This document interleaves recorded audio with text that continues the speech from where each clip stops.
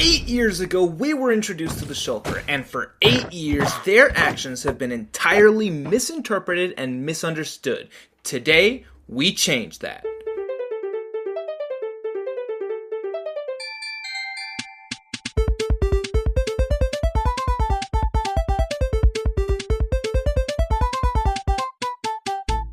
Hello peopleses, welcome to definitely not a knockoff of a game theory video. The end of Minecraft has indisputably been a cultural icon since Minecraft's full release. Beating the Ender Dragon in survival for the first time is a canon event in every gamer's life, and for the longest time, that's all there was to it. You go to the end, kill the dragon, maybe farm some ender pearls, and read about two deities having an existential crisis before you wake up back in your bed ready to continue building whatever you were working on beforehand.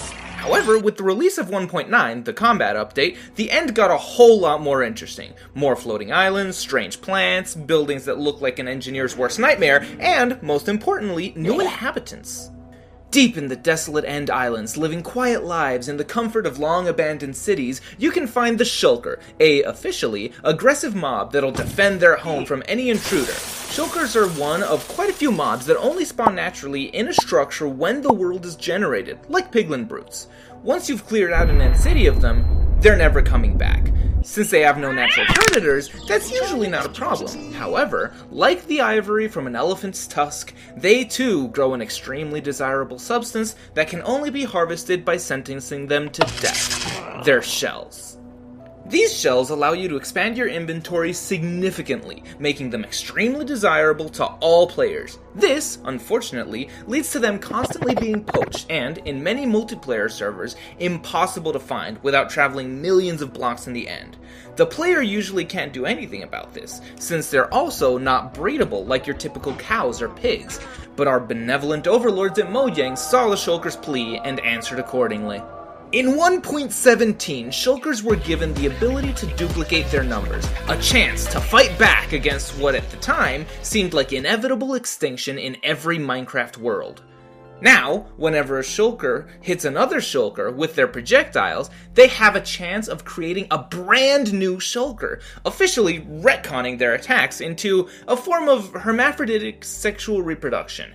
However, despite this, they never stopped attacking the player. Clearly, they got the hots for us. Now, okay, you may be thinking I'm crazy for suggesting that. I mean, we're not even the same species. Why would they be attracted to us? Well, what if I told you that there's actually real-life examples of this? According to IFLscience.com, in the early 1990s, ostrich farmers actually observed that ostriches were more likely to perform their mating rituals when a human was present. On one farm, up to 68% of the ostriches displayed to humans. And multiple farms had actually reported difficulties getting certain ostriches to mate with their intended partners. It's suspected that this behavior is due to the captive ostriches relating the humans to the gathering of their resources, feeding them, taking care of them, basically helping them survive. The Minecraft shulker box clearly displays these same tendencies. This fits in with game theory's overarching Minecraft lore theory. Picture this: the ancient builders, while living in the end, farmed the shulkers, acclimating them to the presence of players, Pavloving the shulkers into liking them by providing for them. As the builders slowly lost themselves to the end, becoming the Endermen and abandoning their cities, they became unrecognizable to their cubic companions, and left them to take over their cities. Huh? What is this? Who are you? Who are you? Comfortable, with no predators, never dying of age, after a short population spike, the shulkers soon lost interest in each other, and quietly waited in their homes, hoping one day to see their farmers once more. Now, you're probably still not convinced. Sure, all this sounds fine, but there's still the possibility that the shulker's attack is just that, an attack that also doubles as their reproduction system. How do we prove their intention? Well, my friends, I recently made a discovery that convinced me of my position without a shadow of a doubt, and inspired me to start writing this script.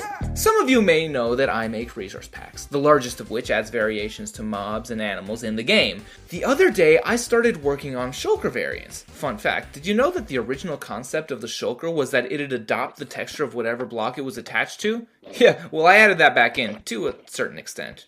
Doing this reminded me of the mimic chests in Dungeons & Dragons, so I decided to make one of those. However, I wanted it to only reveal itself when it attacked the player. I thought this would be easy. Heck, I've done it before with a Chihuahua model.